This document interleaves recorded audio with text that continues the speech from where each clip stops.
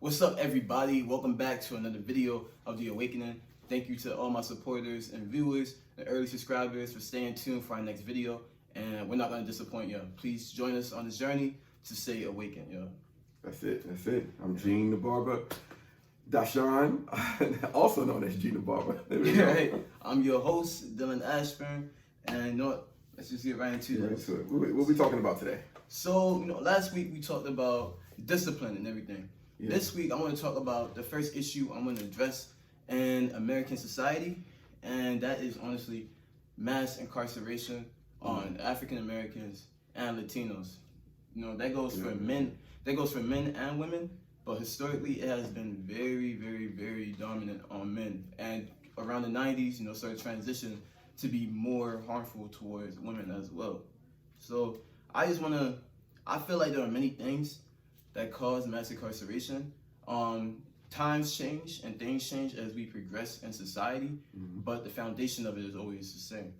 And what I want to talk about that foundation, which basically brings me to around right after the Civil War.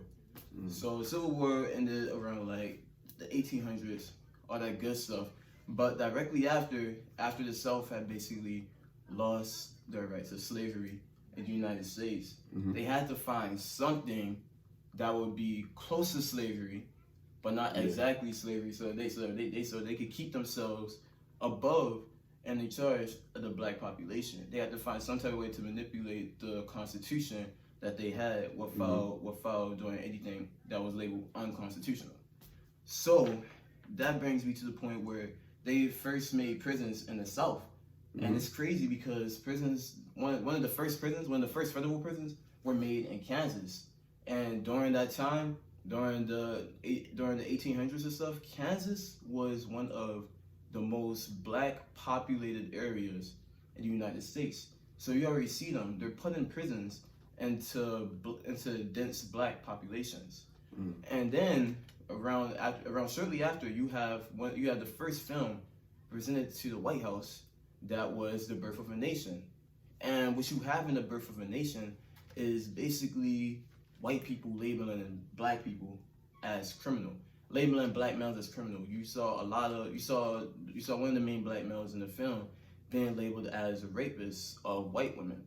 White women jumped off a cliff just to avoid being raped by him.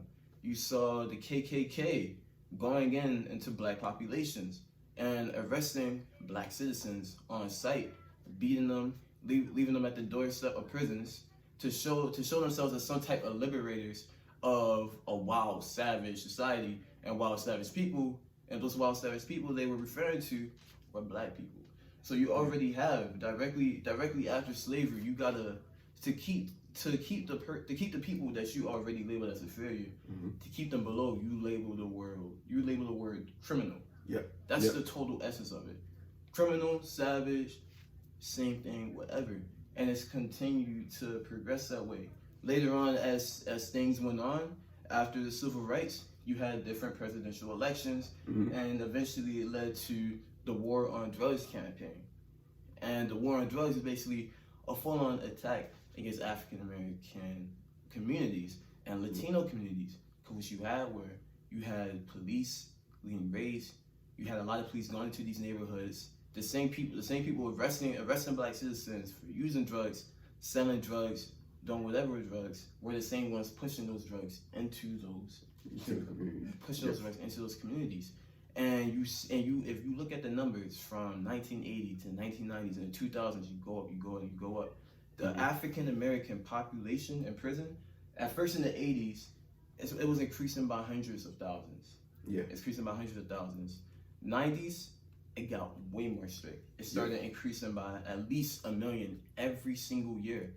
1 million more African Americans and Latinos will be placed in prison because of the so-called war on drugs. That criminal term. We were labeled as the drug addicts. We were labeled as the ones who were most responsible for the drug war.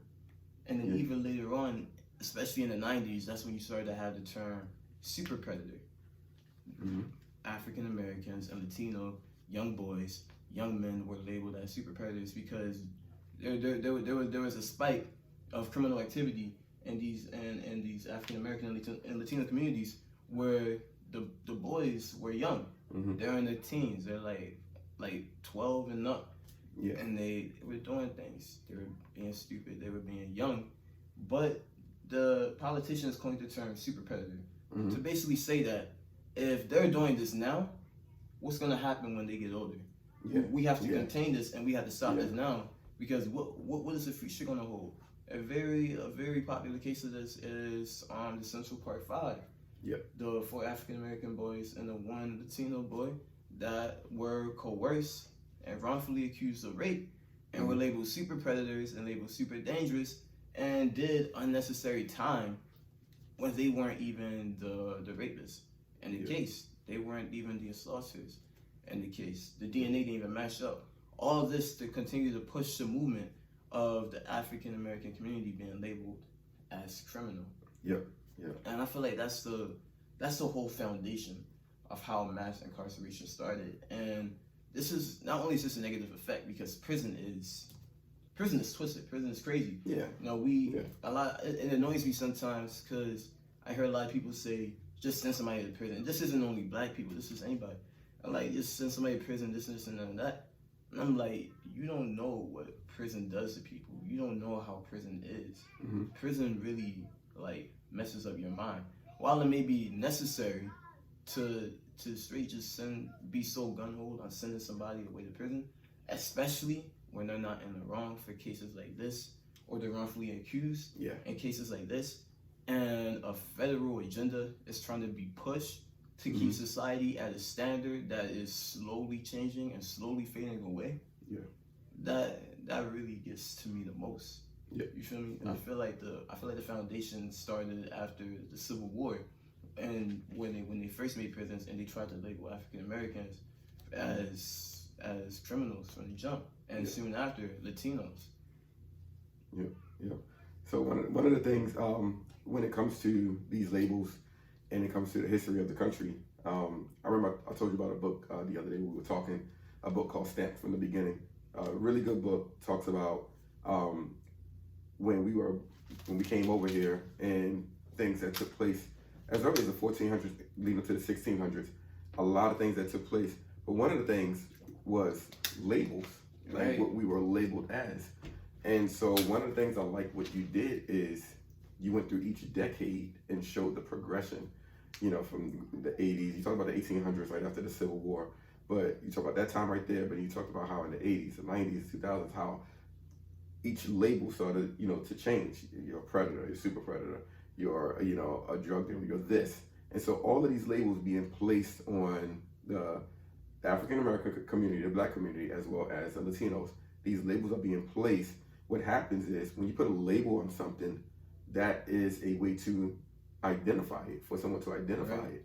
And so you put this label on a colored people, and you say, this is what they are. This is who they are. When people look at them, that is the first thing that they'll think without even being able to know what's in that person's heart, what's in their mind, the character that dwells on the inside. Not the color of their skin, but the content of their character. And so what happens is you look at the color, the label, and you say, this is what they are. And what happens is you have the policemen, you also have others of other races that will, those that are unlearned and those that are ignorant meaning unaware, those that are ignorant will look at a person of color and automatically assume the worst because of labels. But these labels started with theories that came from great thinkers. And just a great thinker doesn't have to mean that they were a positive thinker. No, they were just great thinkers. They were influencers. They were able to influence the minds of the masses.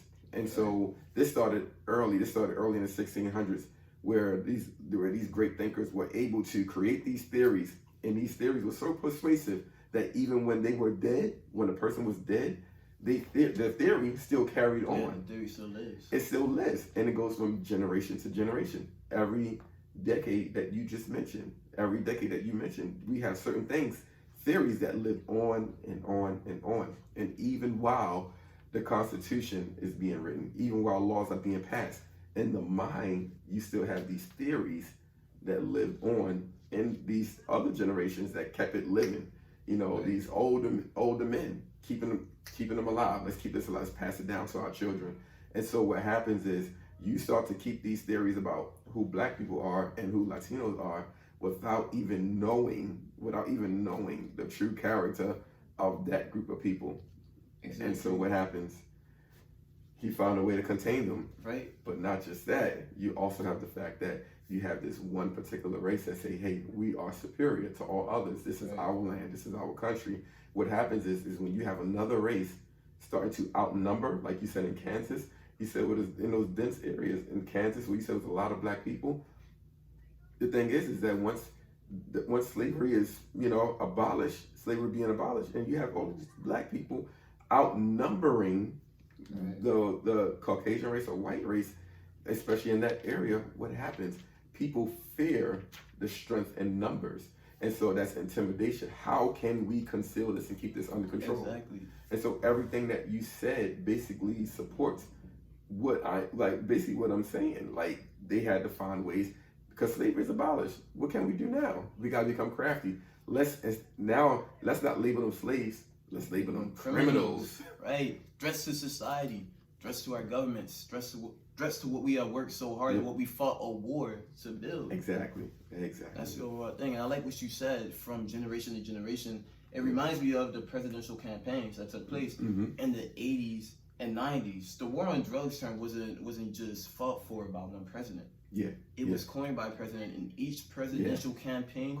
It was used as a method to attract the general public of the entire United States. This wasn't only an agenda to strive for a certain society. This was an agenda to gain political popularity and to use this as an advantage to presidential campaign. Yes. But as you can see, that wasn't only the case. It wasn't just an advantage they wanted to have. When going into presidency, it became way more strict as each president came along. You have more police brutality cases. You have more raids. You have more unconstitutional things taking place. And now you fast forward to today's society where the war on drugs may not be as noticeable because things are more strict. There are more things implemented into practice to ensure that unconstitutional things like that do not take place. But it's obviously still there when you look at the race. As of April 28th, this year, 38% of the prison population, male and female, Black. Wow. 30. As of this year? As of this year. We're not even at the half. It's the half section of the year. Point. It's annually progressing, and the problems are on more and more and more. But I also want to introduce another perspective to y'all. I was talking to my dad before coming to this video, and I was telling him I don't want to be that guy, that just labels government, a twisted system, and things as the problem of everything, when in reality, accountability is needed. Definitely. Self-accountability is definitely needed. Self-accountability. It would be wrong to deny that a twisted system and government and prisons and how prisons are monopolies, it would be wrong to deny that they are largely responsible for these problems. But to deny that accountability is needed would just be ignorant as a people. We live as Black people, and for some of our Latino communities, we have a pretty twisted culture. We have a twisted culture. The drugs, the drug dealing, the spreading of them, the necessity for them, the need for them in order to make it out. All of these things that result in mass incarceration towards African Americans and Latinos, it's a twisted culture. And it is difficult in most situations where that may be the last resort. But when you have that knowledge, that knowing that if things go left at any moment, that you're nothing more than a statistic to a monopoly. I want you all to pay very close attention to that. No matter what the situation, if you are caught, if you get punished, even if you're not even selling, if you're just in possession, if you're simply in possession of it, you are nothing more but a statistic to a monopoly. Nothing else. That is all you're seen as. You're just another number. You're another serial tag on the back of a uniform.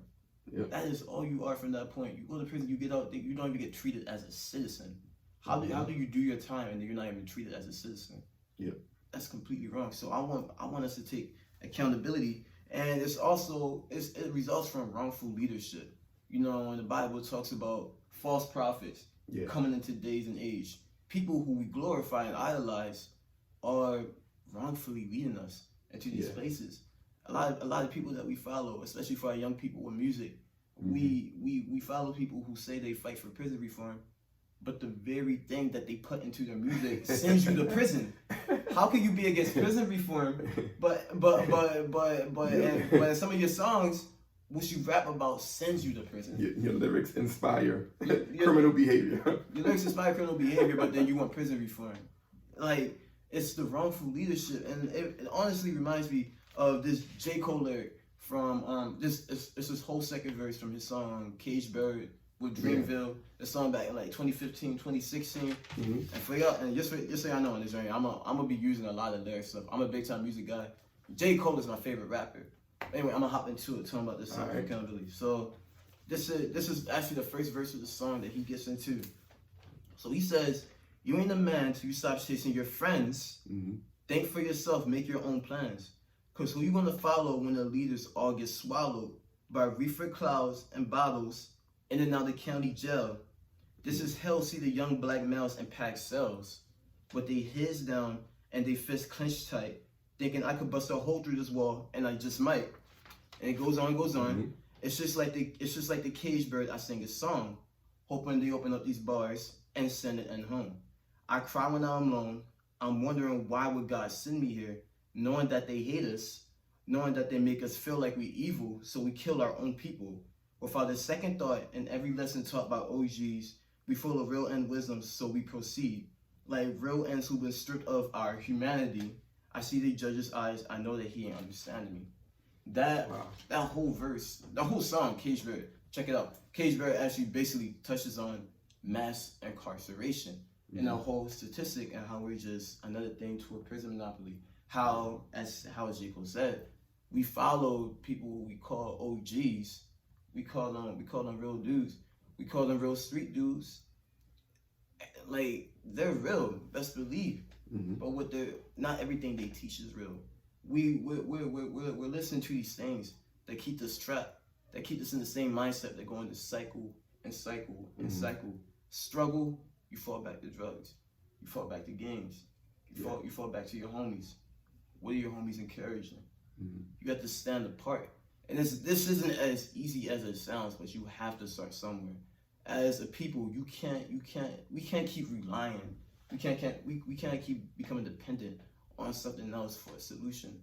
That's true. The first solution to every problem you have in life is taking accountability and doing something yourself. Absolutely. Nothing's gonna change by you doing the same thing.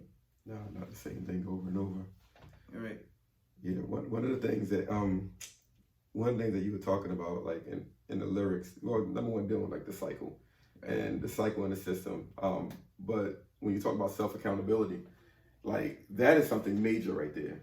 Right. But here's what's interesting is that when we talk about the mass incarceration and the control mainly of the males, all right, the African American males and the Latino males, if you can take the male out of the home, out of the family structure, then what else do the kids have to look up to? Right. Because the men were made to be leaders. We were made to lead. We were made to lead our families, our spouses. We were made to lead and to govern. When you remove that, then you now remove that power source. You now remove the structure.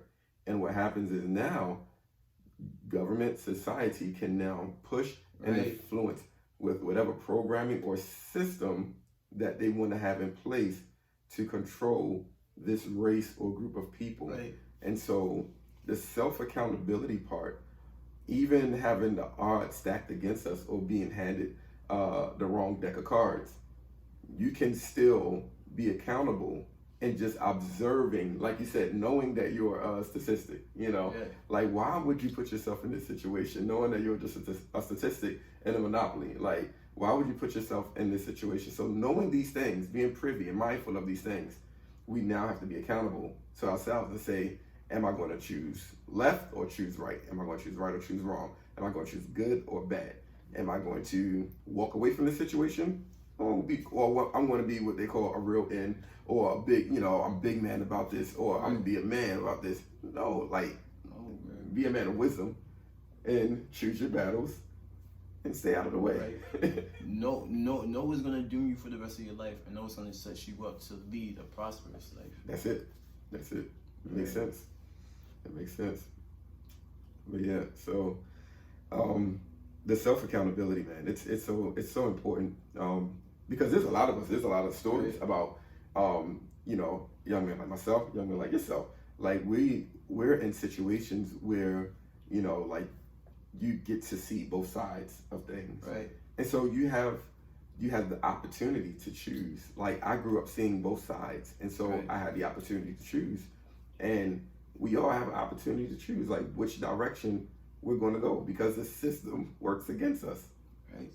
The system works against us. Right. And honestly, although the system works against us, I'm happy that we live in a day and age where young people, we are so educated on how to manipulate the system to our ability. Like me, I'm studying law and public policy. Yeah. I really want to take off with this whole podcasting thing. I have a couple brands and I have a couple brands I'm gonna be starting up. I wanna get my money going as an entrepreneur. I want to be elite as an entrepreneur, but I also want to make change using my law and public policy skills. Like this, it's not easy. It's definitely not easy. There's so many things you have to work around, and it's a long road you have to take before you can work your way up. Yeah. From lawyer to congressman to government positions, mayor positions, U.S. Senate, U.S. Congress, all that stuff.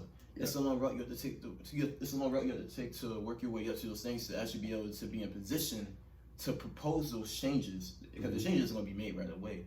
It's a proposal change. We live in a democratic society. It's compromise and all that good stuff. But we're so educated on ways to manipulate the system to our favor, and that's the advantage that we have now. The system may not change, things may not change, but we sure can learn how to manipulate it into our favor. Yeah. And we sure can use that self-accountability. If we use self-accountability and we use the skills that we have presented to us, and we use the assets that we have presented to us, you're going to see a lot of reductions in these mass incarcerations. Yep. Right. I agree. And mass incarcerations are deadly. They're so deadly. Like people don't realize that alone is the result of so many broken families. Broken houses, like you said, removing the man from the household. You have a lot of single mother homes. Yeah. You have a lot of kids growing up with their fathers in prison, or their fathers dead, or their fathers spending the rest of their life in prison. I remember recent cases. I would look at where dudes would go to jail for long periods of time simply for possession. Yeah. Not selling. Yeah. Not obtaining it in a violent way, but simply having it in your possession, simply having it in your car, simply having it in your crib. That right there alone will break apart families forever. And in order to mitigate changes in the society that we're in right now, self-accountability is honestly, to me, the most fundamental necessity right now. Yep. Because it also annoys me seeing the constant statistic of your people being the face or the first thing that pops up for a prison rate number. Right, exactly. Or seen as a criminal. Like we're the poster child. Right. we're far more than that. We're such a diverse people. We're such a strong people. Creative too. We're so creative. We have so many things to us, and we're more than just that. The media may try to push that because that's the agenda that's trying to be pushed. But we know from the lifestyles that we live and the things that we do and the people who we're brought up by that we're far more than just that. Yep, absolutely. That's good stuff, man. Yeah. So thank y'all for tuning in to this video. More videos are gonna come consistently. I want to let you all know that I have a calendar about to be released that I will be posting to my Instagram to let you know future videos, future lives, when those videos will take place, the topics that will be on. If you check the bio of this YouTube video, you'll see the Instagram accounts in here of me, my dad, and the Awakening account itself, so you can stay tuned and keep up with us. All right, we appreciate it. Yeah. Thank y'all for watching in, and stay tuned, y'all. Yeah, Be safe out here. Hit the subscribe button, the like. Yeah. Subscribe and like, share it. Yeah, we gotta take off with this, man. It's a There lot you of go. problems we gotta solve. Absolutely. Thank y'all.